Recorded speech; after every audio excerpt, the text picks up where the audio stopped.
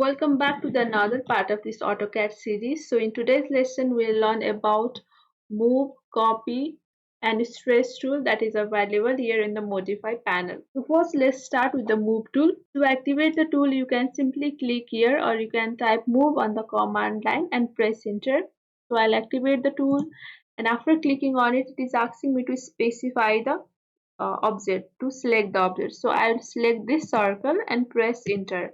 Now I need to specify the base point. So the base point is the point that I will use to move the circle. So for now I'll use the center point as my base point. I'll click on it and I need to specify where do I need to move my circle. So I'll move my circle to the starting point of this line.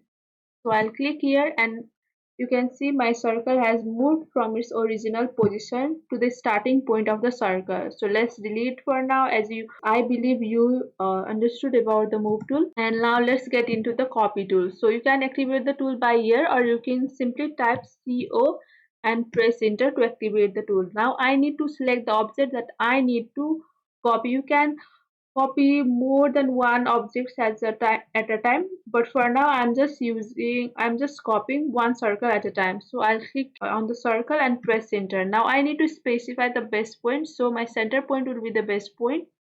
I'll click here and I'll copy the circle to the starting of the line, ending of the line, and at the midpoint. So I have copied my circle and it is still on its original position and on the starting, middle, and the end point of the circle.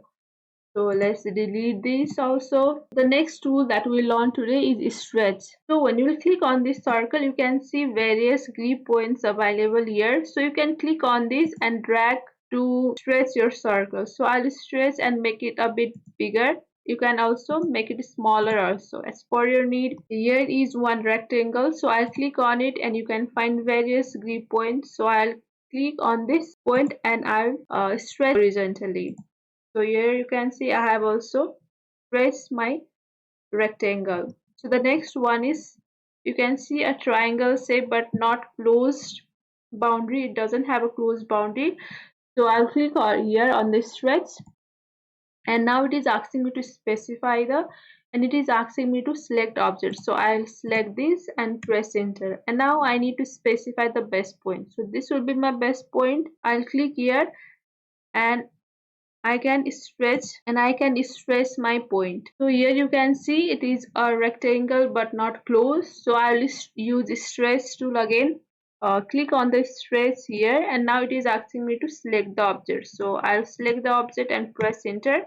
And now I need to specify the base point. So this will be my base point. I'll click here and I can drag the point as per my needs. So I'll drag it a bit farther. So in this way you can stretch your geometrical figure as per your need.